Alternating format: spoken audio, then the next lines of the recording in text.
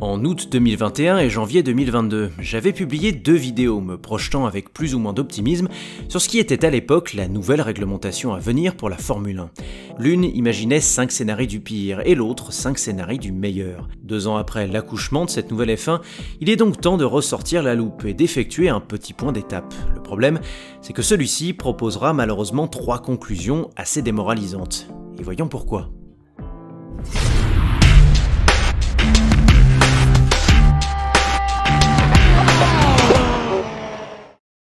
Les accords Concorde 2020 plaçaient sous le signe d'une meilleure équité dans le partage des revenus aux équipes.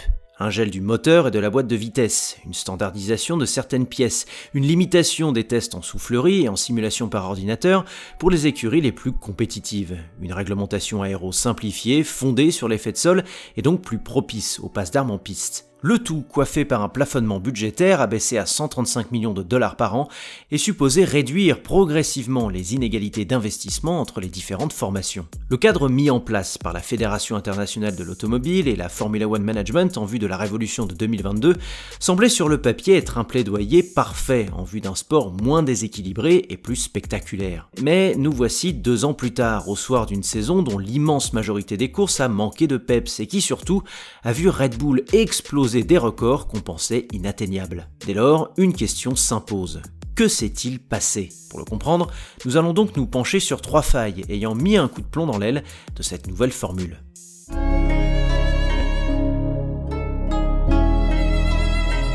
Nous avons plus que jamais besoin d'un DRS puissant parce que les monoplaces actuelles commencent déjà à ressembler à celles de 2020 et 2021.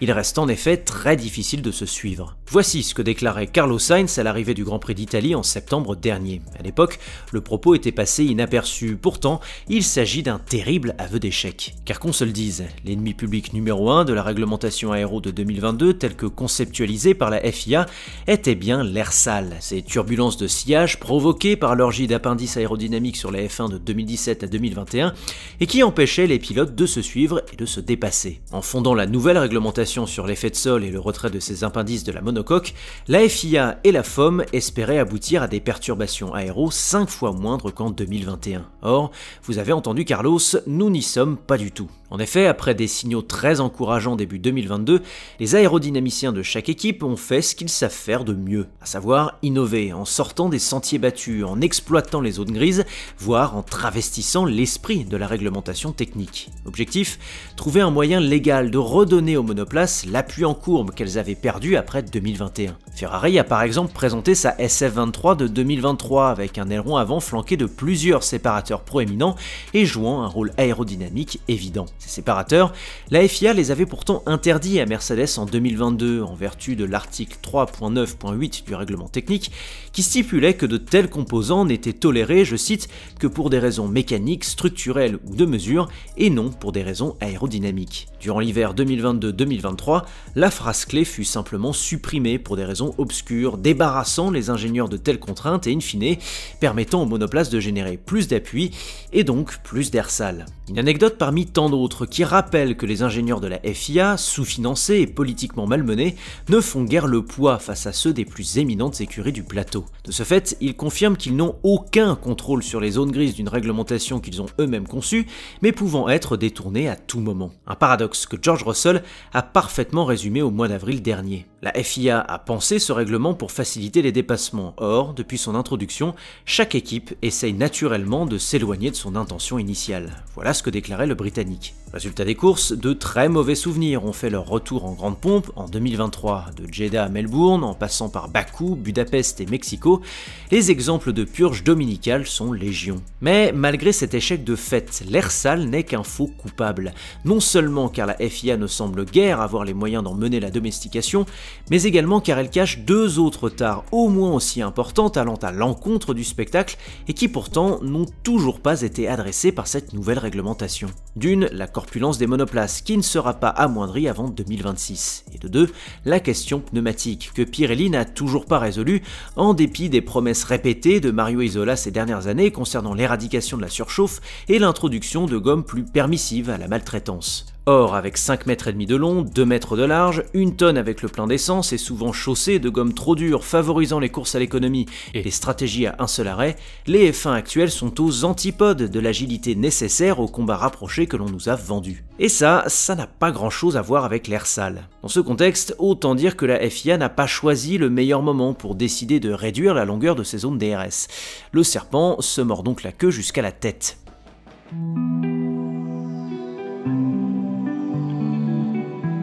Et encore, la question de l'air sale, des monoplaces obèses et des pneus qui ne jouent pas le jeu ne serait pas si gênante si tous les championnats étaient aussi excitants qu'en 2008, 2010, 2012, 2016 ou 2021. Le problème est que ces problématiques se voient comme le nez au milieu de la figure dès lors qu'une domination outrageuse, pilote comme constructeur, s'abat sur le sport. Alors comprenons-nous bien, de telles hégémonies sont d'après moi appréciables en F1, non seulement car il s'agit de l'ADN de ce sport, mais également car elles témoignent d'une excellence sportive, opérationnelle et d'ingénierie sublime à observer. En ce sens et avant tout, 2023 n'exprime pas tant l'échec d'une réglementation que la réussite d'une équipe qui, flanquée d'un aérodynamicien de génie et du meilleur pilote à l'heure actuelle, a simplement mieux travaillé que les autres. Il n'empêche qu'une telle domination jusqu'à la fin de l'an 2 d'une nouvelle réglementation n'était pas prévue au programme de la FIA et de la FOM. Red Bull n'a en effet pas seulement maintenu son avance sur Ferrari et Mercedes par rapport à l'an passé, elle a carrément pris du champ depuis. Et en ce contexte, il faut bien comprendre que la réglementation telle qu'elle fonctionne aujourd'hui n'aide pas les concurrents les plus sérieux à Red Bull à revenir dans le match rapidement. Prenons le cas de Mercedes. En 2022, la marque à l'étoile avait opté, entre autres, pour un concept aéro dit sans ponton, qui fut abandonné début 2023. Depuis, en changeant progressivement de philosophie, les ingénieurs de chez Mercedes ont tâté le terrain en retouchant plusieurs fois le plancher de la W14, en apportant plusieurs ailerons, en modifiant les suspensions et en installant des pontons plus conventionnels. Mais pour quel résultat? Des performances en sinusoïde et un aveu d'échec signé Andrew Chauvelin, l'ingénieur de piste en chef de Mercedes, lequel expliquait aux médias en juillet dernier que son équipe ne comprenait pas tellement l'effet de sol. Or, l'écurie de Brackley aurait-elle pu seulement faire plus pour compenser ces lacunes? Autrefois, oui, mais depuis 2021, non. Aurait-elle pu, par exemple, apporter davantage de nouvelles pièces en vue d'un nouveau package? Avec le plafonnement budgétaire, certainement pas. Aurait-elle pu malmener toujours plus sa soufflerie afin de comprendre plus vite les tenants et aboutissants de l'effet de sol? Eh bien, non plus, avec un nombre de passages limité en test de soufflerie et en simulation par ordinateur, et attribué en fonction du classement constructeur, Mercedes n'a pu, à partir du mois de juillet, utiliser que 75% du temps total autorisé en usine. Alors dans ce cas, aurait-elle pu travailler sur la puissance moteur afin d'atténuer son niveau de traînée? Eh bien là encore, non, car la FIA a fait entrer en vigueur dès 2022 le gel du développement moteur jusque fin 2025. Donc vous le voyez, la nouvelle réglementation technique est bien plus équitable, encadrée et restrictive, a le défaut de ses qualités si bien qu'elle ralentit la progression des formations s'étant levée du pied gauche en 2022 ou en 2023 et participe ainsi à une convergence des performances plus lente, voire à une hiérarchie qui se fige. Fort heureusement, d'excellents contre-exemples peuvent modérer le constat. Les progrès colossaux d'Aston Martin en début de saison, ainsi que le grand retour de McLaren à partir du Grand Prix d'Autriche, en sont les deux illustrations les plus éminentes. De plus, on ne peut pas nier que la convergence des performances entre Red Bull et la lanterne rouge du plateau est effective, non seulement en qualif, mais également en course. Le compte X Formula Stat, que je vous recommande vivement, en témoigne. En 2022, l'écart médian entre Red Bull et Williams atteignait 2 secondes au tour. En 2023, cet écart, cette fois-ci avec Haas, s'est réduit à 1 seconde et demie. Mais ce resserrement est-il seulement imputable à l'esprit de la nouvelle réglementation, ou bien plutôt au copiage de certains concepts aéros qui ont prouvé leur efficacité l'an passé et que les écuries déficitaires ont tenté de s'approprier depuis? En somme, la course au développement ne fonctionnerait-elle pas exactement comme avant? Sans doute, à ceci près que les garde-fous budgétaires et techniques qui la brident, et qui vont indubitablement dans le sens de l'équité, demandent du temps, bien plus de temps que prévu, pour compresser la hiérarchie et aboutir au spectacle recherché.